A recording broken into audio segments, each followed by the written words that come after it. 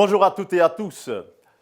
Comme le dit Albert Einstein, célèbre astrophysicien, la connaissance s'acquiert par l'expérience.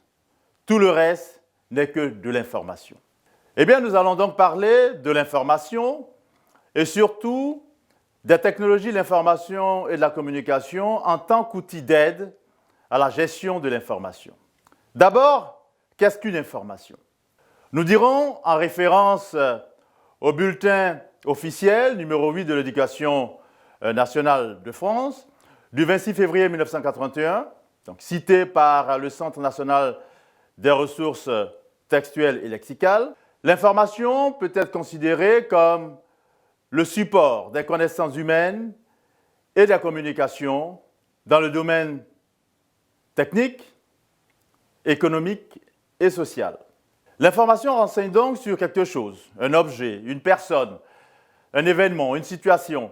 Elle se trouve sous différentes formes, sous forme de texte, sur support papier ou support numérique, sous forme de son, détecté par l'ouïe, sous forme d'odeur, détecté par l'odorat, sous forme de sensation thermique, détecté par le toucher, et voire sous forme de mouvement repéré par la vue. Alors maintenant, voyons ce qu'est la gestion de l'information et en quoi les outils technologiques de l'information et de la communication peuvent aider à cette gestion.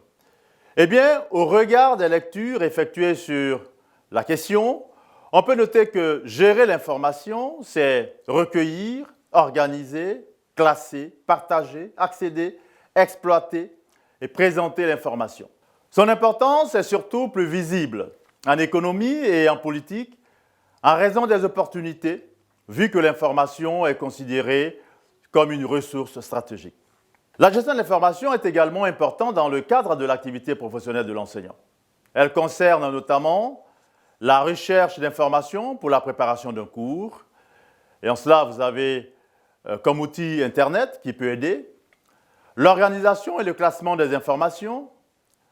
Vous avez le tableur Microsoft Excel qui peut aider.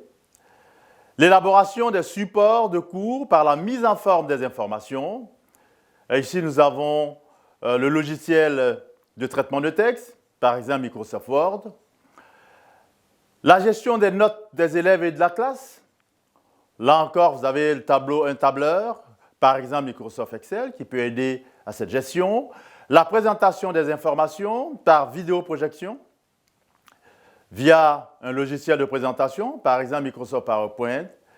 Et le partage des informations à travers une ressource commune, comme par exemple Google Docs, le Wiki, et la sauvegarde des informations à l'aide de l'ordinateur à travers ses disques durs, les disques amovibles, mais également la diffusion de l'information à travers les mails, etc. Enfin, sachez que la finalité de la gestion de l'information est la recherche de l'efficacité dans l'activité, surtout en termes de rapidité, de productivité. Voilà, je vous dis merci et à la prochaine, tout en vous proposant la lecture d'un article que j'ai trouvé particulièrement intéressant à l'adresse suivante.